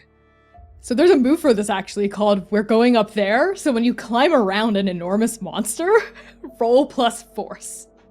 Oh, okay, Let's yeah. go. I'm super forceful. That was a lie. That's actually... I believe in you. Now's the time to spend your aces. That's the time to spend the ace, yeah. Yeah, you've got one. Oh, I don't have to. 11. Oh my god. Okay, Lumira holding the fort down. Yes. -1, baby. Listen. Let's go. You got boxcars. That's awesome. Okay, so on a 10 plus, you get where you need to be, move up 1 on the control track. So we're back up to a D8. So yeah, you are able to like launch yourself up and maneuver around Poka Poka to get up to the shattered horn at the very top of their snout, essentially. What does it look like? Give us like a quick little overview as you like scramble your way up there. I think what you see more than anything else is a blur of brown curly hair and her black cloak, as it's just like she was here 1 second and then pew, like straight speed, like just full straight speed, and as soon as she gets close enough to where she thinks she could actually toss herself enough to not only get up high enough to get a grip so she can shimmy up the rest of the way, but also do it as like hurting Poka Poka as little as possible in the process is what she's trying to do. So it's basically just like a blur of brown, white, black, white, and gold before she's just basically like around the horn of Poka Poka with like both arms and legs like kind of like wrapped around it, but still kind of like gently cradling the portion of it that is broken. I don't want to put all of my weight on it because it might hurt him. Excellent. Yeah, as you kind of wrap yourself around this horn and you start to ready this alchemical cure, we pan back down to Zynon, who still has that trank gun out, like surveying all of this. Your bright eyes catch on Arie, who has immediately run over to their mother, like as soon as Medea slammed into that crystal and slumped to the ground. And you can see Arie like looking Medea over, like patting her up and down and going, Mom, hey, wake up, Mom.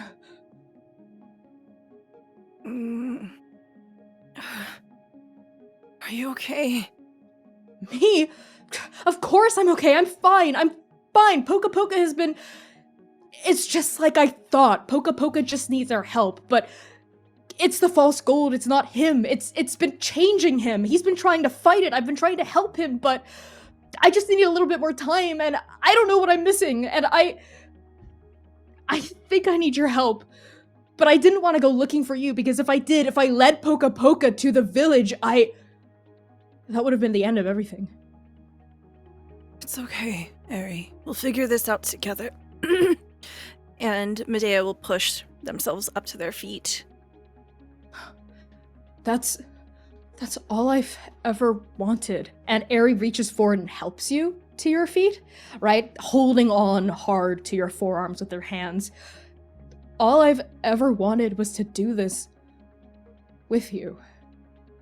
And I'm sorry for what I've said. It's haunted me every night for 8 years. It wasn't fair when I called you. I know you were just looking out for me.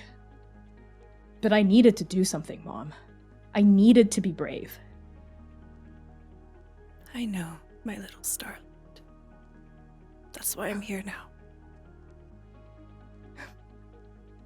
Okay. Then let's be brave together, Mom. Let's step into the future together. All right, take this. And I shove the shield into their hands. Oop.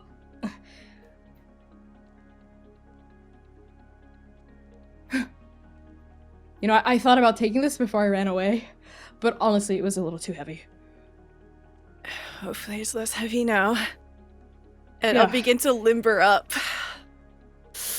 We're not going to do potatoes this time.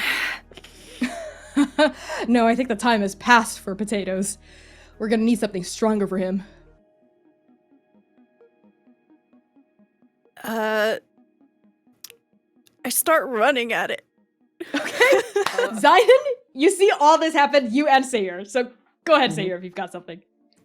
Do you have something, Simon? Is that something you No, specifically go for wanted it. to do? No, go. Okay. Sayer sees this warm family reunion and thinks of Sing.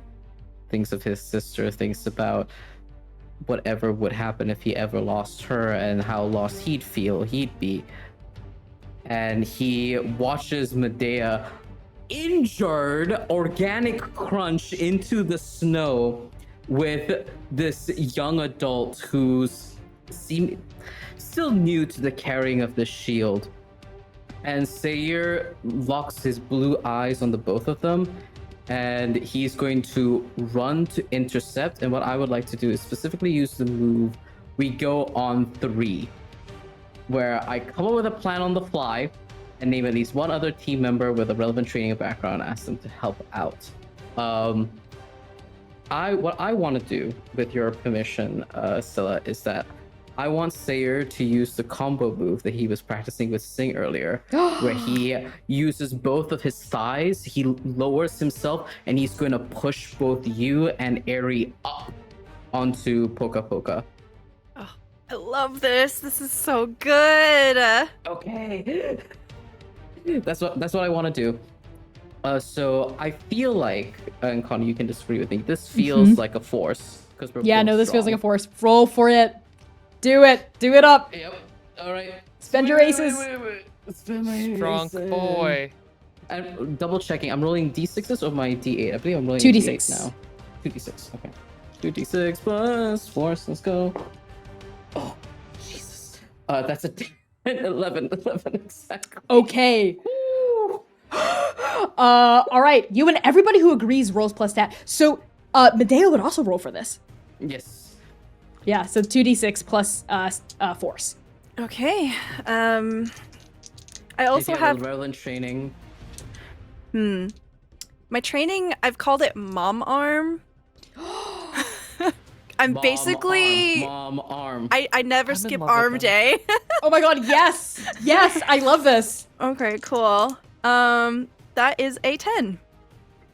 That's excellent. So for every 10 plus, hold 1. And the hold is shared by the group. We've got 2 holds. We get spend hold on the following options: advance on the control track, rescue a teammate that rolled a 6 or below, push the monster back on the control track, gain a session ace, or refresh a critical ace.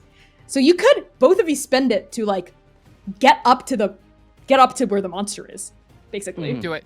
Yes, Do it. That. Do it. Okay, Literally- so go ahead. Yeah, literally Sayer like crouches down and he pats his thighs as if they are step stools.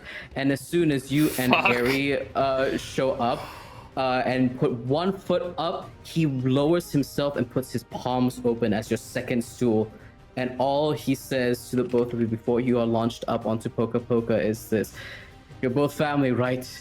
Then do this together." And he'll launch you both upwards. Yeah, Medea, you and Arie fly through the air together, right? And you both land on Poka Poka's head, snout, and or neck. Arie in particular lands right next to Lumira on Poka Poka's snout. She like catches herself, slides down on the tuft of fur, but then grabs onto basically Poka Poka's eyebrows for purchase. Poka Poka was so huge this does not hurt him. And Medea, you land where? Does Poka Poka have ears? Yes, two long wispy ears. Oh, I grab an ear. I dangle off that ear. Yes, you grab onto an ear and you dangle off of it like it's a hanging vine. Arie lands. You now share the same area on the control track. What this means is we need one more success to push Poka Poka back by 1 to be able to enact a cure. Zynon, what do you do? Oof. Zynon has actually been winded by watching that interaction between Medea and Arie, and kind of lost the plot in the fight for a minute. And that deep well of loneliness, kind of, he comes out of it and looks around the fight and is running out of things to do. I think what he would go for is another shot just to like slow Poka Poka down, maybe like the neck area to kind of make it easier for, you know, for them to get to the horn, for them to like actually be on his head safely. And so just another shot, I think, is all he has in him. Okay, so as you load another dart into the chamber and you like start to raise it and draw a bead on Poka Poka, still a little shaken, winded, slightly out of it, you hear Zynon. And you see Sing, who's pulled up right next to you. She's noticed your distraction, and a look of pure, genuine concern and care rings in those pink eyes. She puts a tentative hand on your shoulder, as though she's not sure if you're okay with being touched, but she says, "Hey, we need you. You can do this." Thank you. Trust in her will, right? Trust in her will.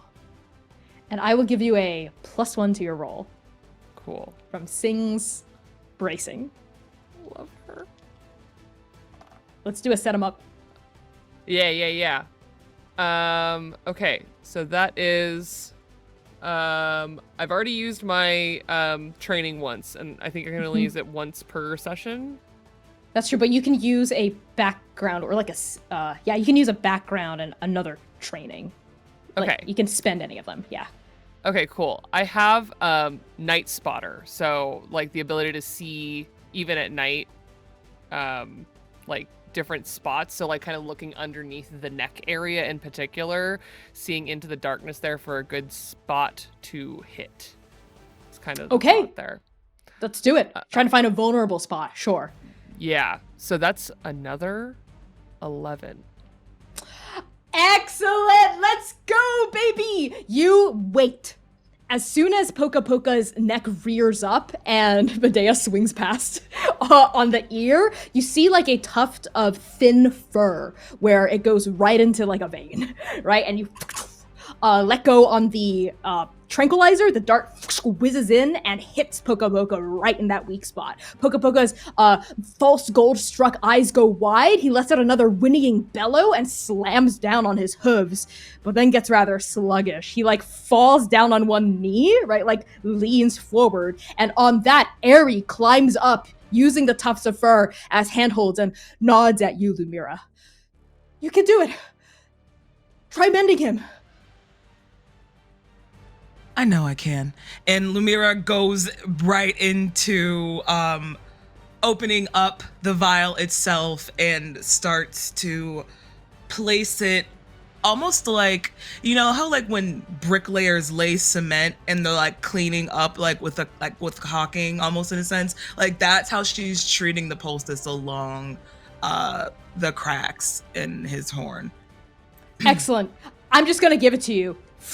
You fill the poultice in among the cracks in his horn, and it's almost like a kind of molten lava fixing this great wintry beast, right? Like the cracks cause the broken parts to shift and then fall into asymmetrical order with each other, and Arie climbs all the way to the top. Poka Poka starts swaying his head gently side to side like he's trying to clear his head, not of you, but of the false gold.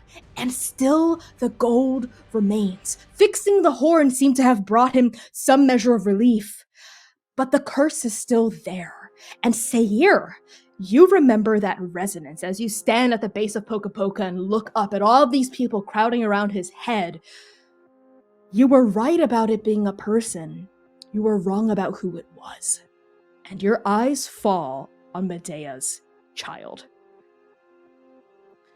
I fucking knew it.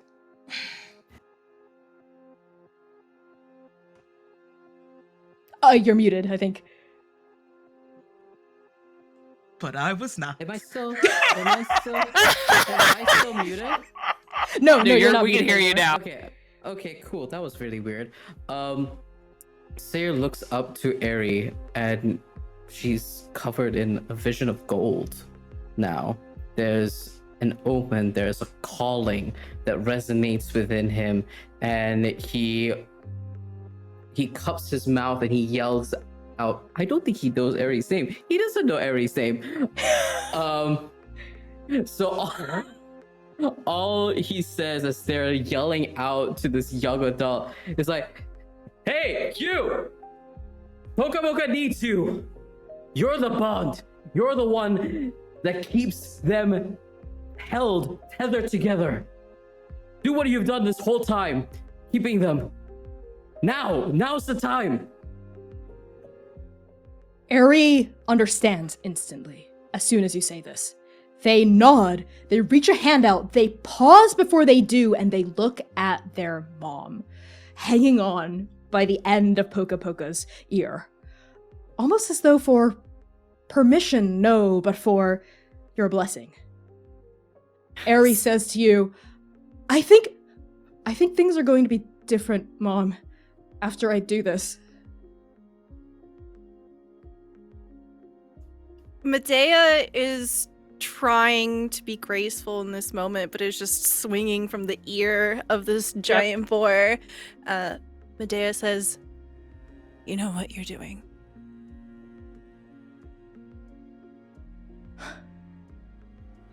Poka Poka, we need you! And Arie slams the palm of their hand onto the horn, and a massive supernova of light explodes outward from the contact. It's bright, bright, bright, bright, warmer than you could imagine. And as that supernova dies down, we see a perfectly healed horn with remnants of golden scarring, like a vase that's been shattered and sealed again with gold. And we also see Arie. As they lift their hand up from the horn, we see that their fingertips are dipped in crystal, both of them. And when they open their eyes, we see that their eyes are both their original gold and streaked through with bright blue crystal, the same color as the tips of Poka Poka's ears. And Poka Poka slowly raises his head, and when he opens his eyes, they are no longer clouded by the false gold. And Arie stands up on top of Poka Poka's head and takes in a deep breath. And when they exhale, it is with meaning and understanding. Poka Poka's beacon was cracked, was broken. But even after it's been mended, he's been irrevocably changed. I've been changed. I can feel it inside myself. I'm not quite human, not quite monster. I think I'm something in between. I think I'm his new beacon now. I can feel it. I can feel Petra Small. I can feel where it is. I can feel every home, every burrow of all the animals that call this mountain range home. And I can feel my home too. And Arie turns and looks at you, Medea. Medea smiles.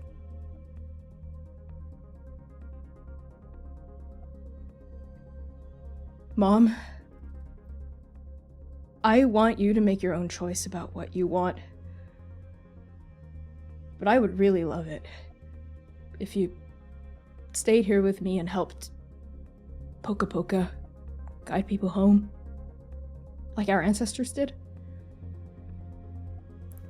Of course, baby. There's nothing else I'd love more. And this 23-year-old's face crumbles back into a 15-year-old smile, and they jump down and they hug you, and the force of them hugging you as you're dangling from the ear sends you both dropping harmlessly to the ground, like harmlessly into a snow pile, right? As mother and child pillow down. And as that happens, I'd love to like hold on each of our currently unnamed strike team members' faces to get like a final feeling, a final beat, a final moment of where you are now and where you hope to be very soon, looking at Medea and Arie. Let's start with Zynon. Zynon had finished the shot, followed it through, and held the rifle, which has no kick, which is very strange to him. And then put the butt of the rifle in the dirt, and the last sight we see is him looking up, still kneeling, having taken aim that way, up at Sing. And he feels the truth of what Artemis tasked him with. The person that he very suddenly wants to be, someone that is worthy of standing next to her. We now swing to the aforementioned twin, Sing and Sayer. Sayer, what do we get as we hold on you? Sayer looks over at Medea and Arie, exchanging this loving, just reunion, this warmth, this embrace, this familial acceptance. It's familiar, but also very alien to him. He's not been in that sort of dynamic nor relationship. He is the son of Fate, but Fate is not here. And there's a moment where his heart is filled with so much warmth and love, and realizes that his heart sinks a little bit, imagining who this faceless person might be to hold, Sing, and himself in that way. So he does what any good brother will do. And he wraps an arm around his twin and pulls her into a hug, protectively and tightly, and plants a kiss on her forehead. And says, "You did it, chosen one." We sure did. We did it. Couldn't have done it without you, Sayer. I couldn't have done it without you. Ruffles her hair. Shucks! And she like ruffles your hair back. Careful, it's still wet. And he right.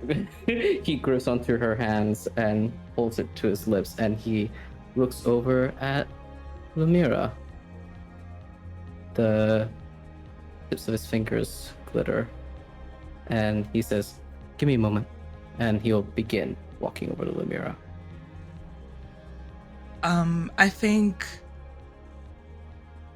I think even just for a brief second, Lumira's also winded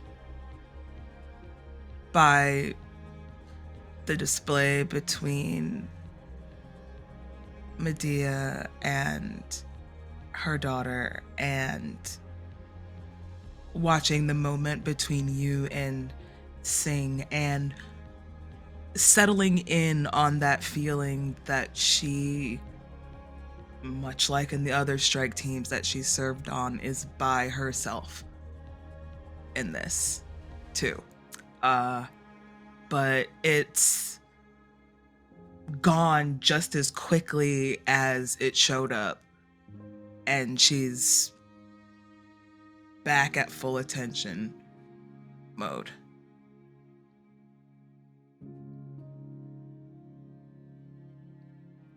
Sayer, what do you say as you approach Lumira? Sayer approaches Lumira. The golden markings on him have grown. They've expanded like a web across his antlers, across his hands and forearms, across his chest. And as he approaches Lumira, there's a soft, familiar smile, Lumira, of that young teenage boy you knew before, now significantly older, larger, heavy set. But that boy is still in there. And it is that boy that approaches you. And he asks you softly, warmly, "How are you doing?" Glad the mission is accomplished. You nailed it. And he looks up at Poka Poka and looks back at you.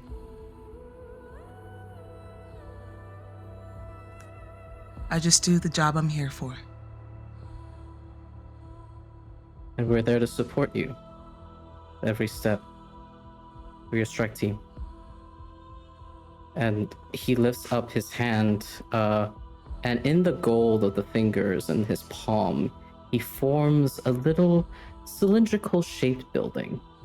It has a large telescope that juts out of the main like half sphere protrusion at the top.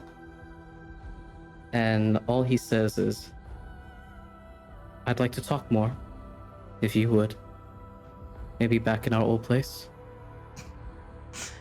I think she does crack a smile at that. But we haven't been there since we got in trouble with Artemis when we were 12.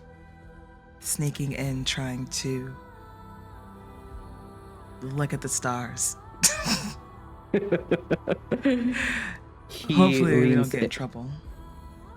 He leans in and whispers in your ear, "I won't tell if you won't tell."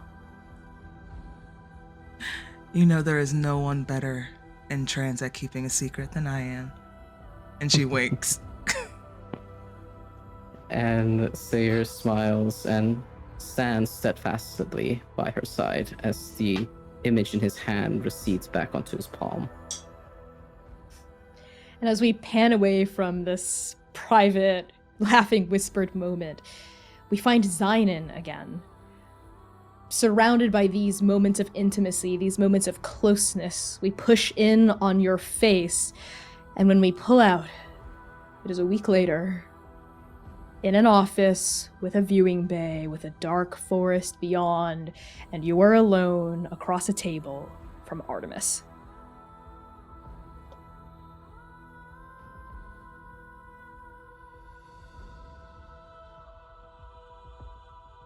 I was muted.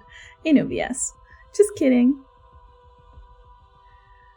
Well, Agent Ash, seems like you really have your work cut out for you, don't you? You know, this is the first time everyone stumbles a little at the beginning, right? Sure. What matters is they pick yourself back up, take yourself back home, get back where you need to go safely with your strike team. That's what I'm here for. Good. I look forward to seeing the door open, Zynon. I don't know about that, but I think this is gonna work out nicely. Artemis stands up, crosses the office, looks out her window toward the woods, looks back over your shoulder. Yeah, I think it will.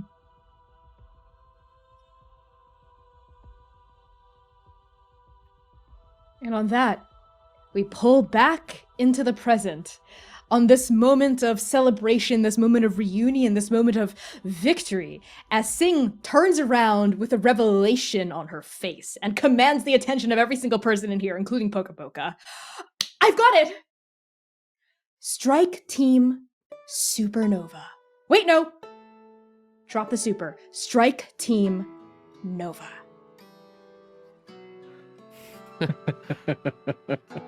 All right. Yeah? I actually like Yes? that. Yeah. Yeah. Yeah. Yeah, that works. What do you Yeah, think, that's- Medea? I think it's perfect. Yes! Yes! And Sing, like, jumps up and gets snow on every single one of you. Right? The snow just blows onto Lumira, Sayer, Zayn, Poka Poka, Arie, and Medea. And on that snowfall falling down, that's how it happened. That was our first mission together.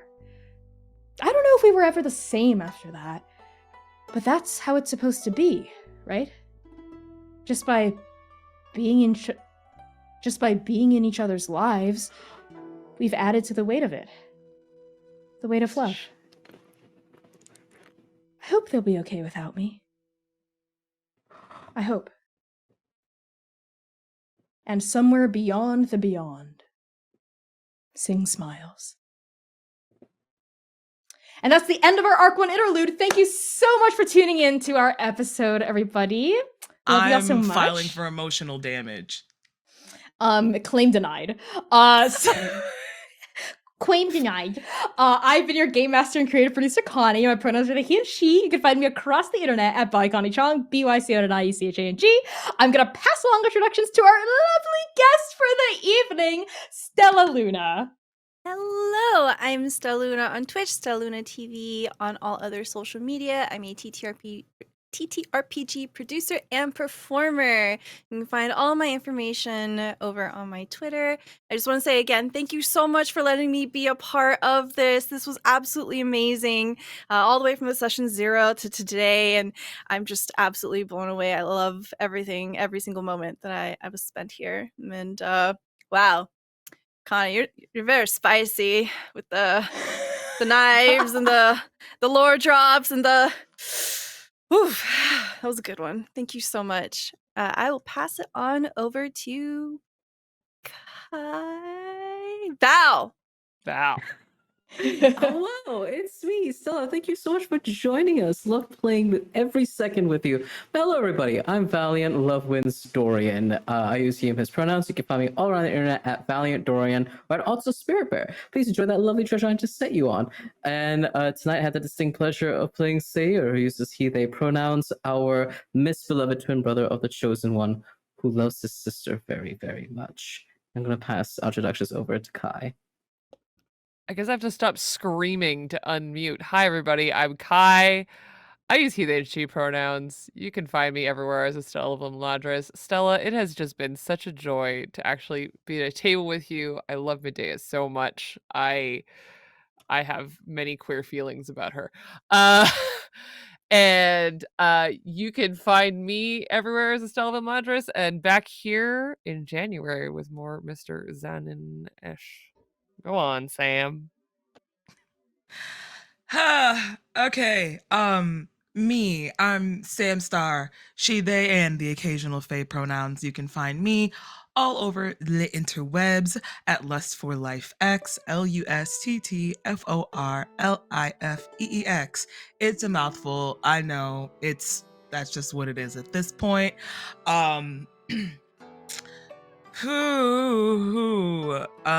Yeah, I played Lumira as always. My favorite girl, my best girl who makes her being a top everyone's problem. And also deeply loved Sayer's twin as well too. Still does. Passing it to the boss man. The boss man, that's me. I'm gonna pass it over to C, actually, to close out the giveaway. My bad. No, it's all good. Now is literally the last call to enter the giveaway. Last call. Join the SPG mailing list and type #monster in chat. I'll give you 5 seconds as C taps over the overlay. That's all you have. 5 5 seconds. tapped Do it it. over. Put it together. I've tapped it over. Are you ready? It's done. I It's hope tapped you're over. ready. All right, let's do this. Okay. Draw the Okay. giveaway. All right, Let's for start with third third place, here's what we're gonna do. Here's what we're gonna do. All right, we're gonna draw 3 entrants. 3, 2, 1, and I will reach out to you via your email that you put in the Sandy Pug mailing list. So if you haven't done that already, do it right now. If I draw you, and win. Okay, you need it to win. Okay. All right, number 3. Everyone, drum roll, please. Number 3 is Scholastic Dragon. Congratulations, Zoel, for winning third place. That is a free Monster Care Squad PDF. Congratulations, congratulations, congratulations. Fantastic. I'll announce that in the chat. Well done. And for second place, can I please get another drum roll? Drum roll, drum roll, drum roll, drum roll. That is going to be Igvar Chaos. Oh, how lovely. Congratulations on that second place prize. Congratulations, congratulations. That is a Monster Care Squad PDF plus a expansion pack. Congratulations. Thank you very much for entering the giveaway. And the final prize, the Sandy Pug Games Mega Bundle, Super Bundle, Supernova Bundle, you could even say. Please. Drawing it out. Drawing it out. Oh my god, it's Drek! Congratulations! This was not rigged, I swear. I swear. We swear. It was Moobot. Congratulations, Drek, for winning. Thank you all so much for hanging out for the giveaway. We hope to do many more giveaways. Thank you so much for that. I have been C. I guess I could do an introduction this time. I'm C. I use they, them pronouns. You can find me making very trans very gay art on the internet at C+RPG. I'm your Artemis. That's me. And with that, I'm going to disappear so that I can take us on a raid and Connie can do the rest of the introductions. So goodbye. Yes, I can. Yes, I can. Congratulations again. We will be reaching out at the email that you've signed up with. If we can't find it, we might DM you on Twitch about like what your email address is, but we will do our best to like cross-check and do like some behind-the-scenes investigation. But with that, as a reminder, this was our last stream of 2023, baby! We're going to be back January 6th. We're reclaiming the date. I'm aware. I've seen the jokes. I've seen the fucking jokes. Every single time since you said it, I was like, you know what? Take the day back. Yeah, that's exactly we're taking what we the day do. back. Yeah, That's yeah. what We are do. coming back Saturday, January 6th, with Arc 2, Episode 1. I wonder what system we're gonna use. All I'm gonna say is that it is officially sponsored by the person who published the system, so I'm really excited about that. Keep your eyes peeled on our social media platforms for more information about the system, about the premise, about all that stuff, about stream dates. Tell your friends about it. January 6th, Saturday, that's 8 p.m. US Eastern Time. Tell your dog, tell your cat, tell your parakeet. Word of mouth really, really, really, really helps. We've got a lot of really cool shit planned for 2024, so like stay tuned to that on our social media platforms, Transplanar RPG, wherever you listen to stuff or watch stuff. YouTube, Twitter, Instagram, not on TikTok, but it's by Connie Chong on TikTok is where I post chaos content. And yeah, we're gonna raid someone really awesome right now, no doubt. So stick around for the raid. Use ! Raid to use the raid command in chat. Tell them Transplanar sent you. Tell them about this Arc Interlude episode that we had the incredible Stella Luna as a guest star on. And with that, have a wonderful end to your 2023. Happy holidays. Please take care during this winter time. Have a wonderful start to 2024. We love you. Bisho, trust in her will.